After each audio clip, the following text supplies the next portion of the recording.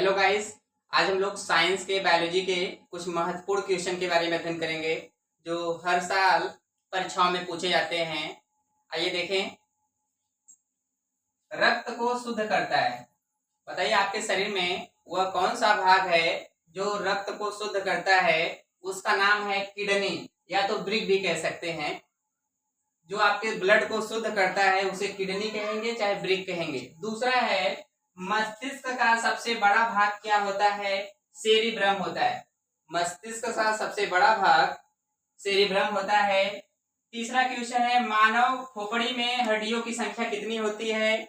तो मानव के खोपड़ी में जो हड्डियों की संख्या होती है वह 8 होती है।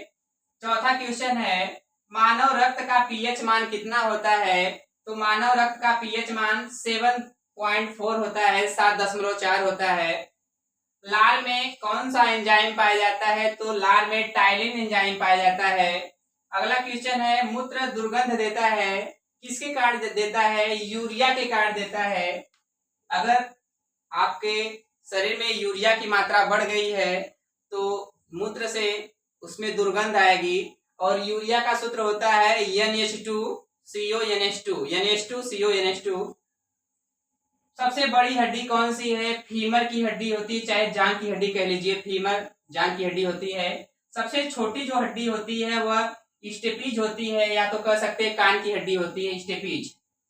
शरीर में ऊतकों का निर्माण किसके द्वारा होता है? अगर शरीर में ऊतकों का निर्माण हो रहा है तो शरीर में प्रोटीन से होता है। प्रोटीन से ऊतकों का निर्माण होता है। प्रोटीन की फैक्ट्री किसे कहा जाता है? तो प्रोटीन की फैक्ट्री राइबोसोम को कहा जाता है। प्रोटीन की फैक्ट्री राइबोसोम है। बहुत इंपॉर्टेंट क्वेश्चन है। कोशिका का पावर हाउस किसे कहते हैं? जो सेल है उसका पावर हाउस माइटोकॉन्ड्रिया को कहते हैं, माइटोकॉन्ड्रिया। ऊर्जा का सिक्का किसे कहते हैं? शरीर में जो एनर्जी का जहां पे एकत्र होती है ऊर्जा का जो सिक्का है, ऊर्जा का सिक्का एटीपी को कहते हैं। और एटीपी का पूरा नाम होता है एडिनोसिन ट्राइफॉस्फेट। एटीपी का पूरा नाम होता है एडिनोसिन ट्राइफॉस्फेट। इसे ही हम लोग ऊर्जा का सिक्का कहते हैं। ऐसे बहुत ही महत्वपूर्ण क्वेश्चन है। जैसे अगर आपसे पूछ दिया गया, देखिए गुणसूत्र के बारे में अगर पूछ दिया गया कि मानव के शरीर में कितने गुणसूत्र होते हैं, तो आप लोग बता सकते हैं कि मानव के शरीर में 46 गुणसूत्र हैं। गुणसूत्र की खोज किसने किया था? स्ट्रासबर्गर ने किया था।